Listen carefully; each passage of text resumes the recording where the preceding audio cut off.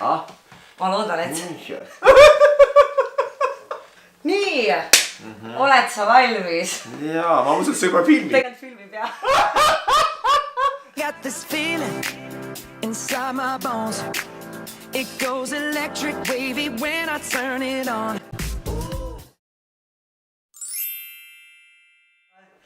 Tšau!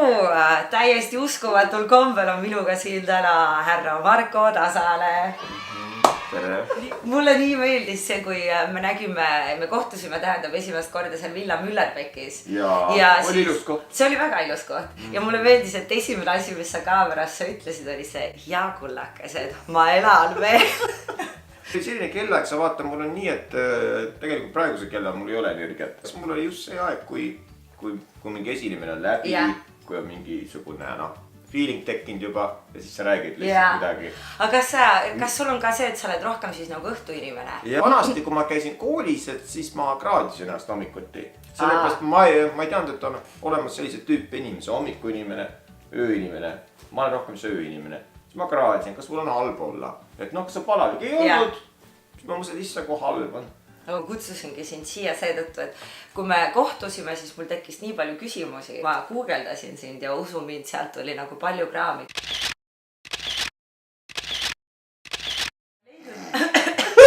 See on tõesti köhima. Siis ma ei leidnud otseselt selliseid nagu küsimusi, mis nagu mind vaatavad või kuidagi... Ainult need lollused. Ja seal oli suhteliselt palju rumalused müüvad lihtsalt. Ja just seks müüb ja siis hullumeelsused müüvad. Seks müüb endiselt. Kui on need paljad pildid, siis neid arvuliselt vaadatakse rohkem. Aga räägime sellest, kuidas härra Marko Tasene siis, milline on sinu hommikurutiin? Sa ärkad, mida sa tavaliselt hommikuks sööd? 5 aastat vist juba mingisugused pudrud, kas on siis tatar või on siis Herkula pudru. Siis on ennest on 2 võileiba ja siis pudru ja siis 3 või 4 kommikest. Trenni tegemine, see on sul elus nagu olnud hästi pikalt, on ju? 16 ma hakkasin tegema vaikselt kodusantlitega ja siis vaatasin, et see ei ole ega see, ma läksin inimeste sisse, see päris raske oli. Kuna meil oli siis treener too aeg, siis ta mõnitas mind, kus sa olnud oled, kus on sinu rüht, mis sa niimoodi oled nagu 20 tuvi. No mul oli selline, ma võtsin ennast kätte lihtsalt ja siis 3 aasta pärast juba kiitis mind. Aga sa käid siiamaani iga päev trennis? Ei, käin 4 korda nädalas, vahest 3. Aga kui kaua sa oled tavaliselt käinis? Tund 15 võib-olla. Vanasti ma olin 3 tundi, tead miks või? Siis olid mul seal mingid tuttavad, kellega me rääkisime. Ja see oli täitsa mõttetu. Lihased olid juba ära jahtu, kuidas meil eile läks, mis Atlantises toimus. No inimesed kindlasti on näinud sind ilma särgita ja seda ma olen mõelnud. Ma guugeldasin ja ma sain teada, et sa oled 41. 43 juba nüüd. Ja on või?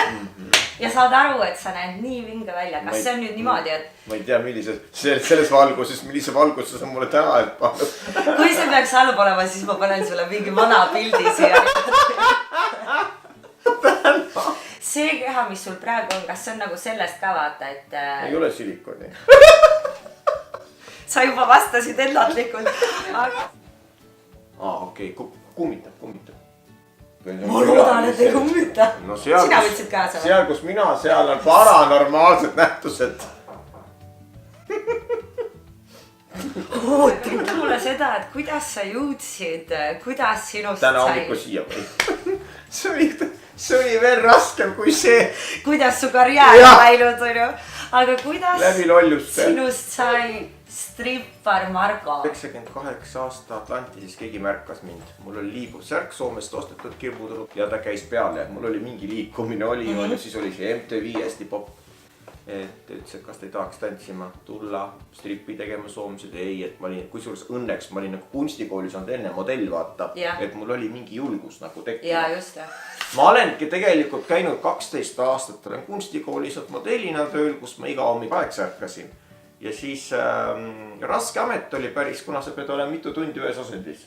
Ja siis niimoodi 2-4 tundi ja vahepeal oli 8 kraadi talvel, kuna mõnes koolis oli aknad sisse löödud. Ja õpetaja ütleb siis, et Marko, enne te olite kuidagi teistsugune tund aega tagasi. Et jah, Marko on praegu sinine, sellepärast et külm on ja lihased on ka väiksemad nagu.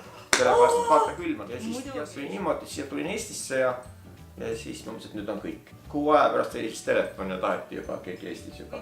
Ma olen mõelnud, et tõenäoliselt see sind ei häiri, aga kas, kuidas sa suhtud sellesse, kui inimesed sind Strippar Markoks? Alguses ei meeldinud sellepärast, et minu maja juures elasid lapsed. Nüüd on nad vist täiskasvanud. Strippar Marko, Strippar Marko, Strippar Marko. Ja siis ma otsustasin teha lausa sellise loo Strippar Marko laulu, kus ma panin siis enese irooniat. Strippar Marko, Strippar Marko, Strippar Marko. Aga nüüd ma olen harjunud sellega, sellepärast, et see ongi niimoodi. See on nagu sinu esineja imidž. Ja. Mulle sinu juures see, kui me kohtusime vaata nii põgusalt tegelikult, siis Marko juures mind köitiski see, et kõik see, et mida ma olen kuulnud enne, millise nagu pildi meedia sinust on loonud, siis tegelikult seal nagu nii-öelda kulisside taga, sa oled nii nagu selline nagu lihtne vaata. Sinuga oli lihtsalt lihtne olla, väga hea ja vaba olla, see oleneb inimesest. Olin nii närvis, kui ma kuulsin et Marko tuleb üle. No jaa, no. Kuidas sa hindad oma laulmisoskust? Kes see mina või? Ma olen alati öelnud vabanduseks, et mis asja? Laulmine on vokaliseeritud kõne. Aga ega ma ei ole ennast kunagi mingiks lauljaks pidanud.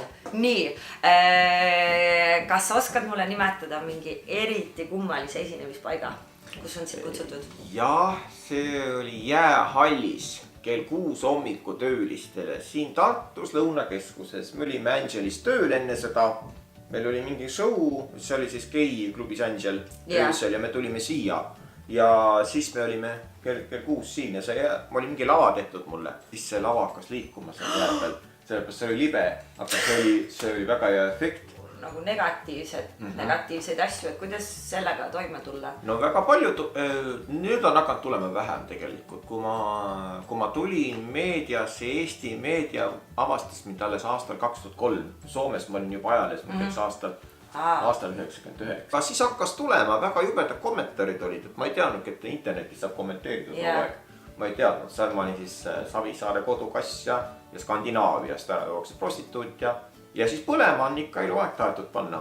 Aga vaata, ma ei põle. Ma võtan huumoriga juba seda, et las nad seal las koera tauguvad. Ja ma teen mõnikord nimelt sellised muusikavideoid, et siis neid inimesi nagu šokeerida nimelt. Kas sa alkoholiga tarbid? Kahjuks mitte. Ma olen elus... Õnneks mitte ju. Jah, aga mind peetakse imelikuks tänu sellele, las nad peavad, et paar korda elus olen proovinud ja midagi. Tead, ei ole vaja, milleks. Ja ütle, on ju, et tegelikult see, mida sa laval teed, see on ju täitsa iseenda. Ja paljud ei saa aru sellest, et kuidas see võimalik. Kuule, millised naised on sinu meelest seksikad? No, ka sina oled täna seksikas sellepärast sa oled ennast nii üles teinud. Sest Marko ütles, et oma nendel videodel ma olen suht meikimata. Ei, asi oli selles, et ma nägin siit vaata seal, kui sa olid nii meigid, siis ma mõtlesin, oi, kas see on sina või? Kas see on sina, kes siit välja koorus? Kui sa näed naist kõndimas linna peal, siis milliste naiste peale sul silmi on? Glamuursed ikkagi, kellel on kontsakingad ja sellised nagu 40ndate stiil mulle naistel väga-väga meeldis. Kui sa saad, ma jätan selle kõige parema, mida kõik inimesed küsivad, jätan lõpuga. Aga kui sa saaksid õhtust süüa ükskõik kellega maailmas, elus või surnud, kelle sa valaksid? Kelle sa valiksid? Mitu inimest alati võiks olla, ma ei oska niimoodi ühega niimoodi arvestada. Tegelikult Ljubov Orlova, üks vene näitleja, tema korraldas kolmapäeviti teeõhtuid. Ta rääkis, kuidas ta välismaal, et tema oli väga tore. Šeeriga võiks isegi hängida, sellepärast Šeeriga mul on nagu, see saatis mulle enda isikliku autogrammi kunagi.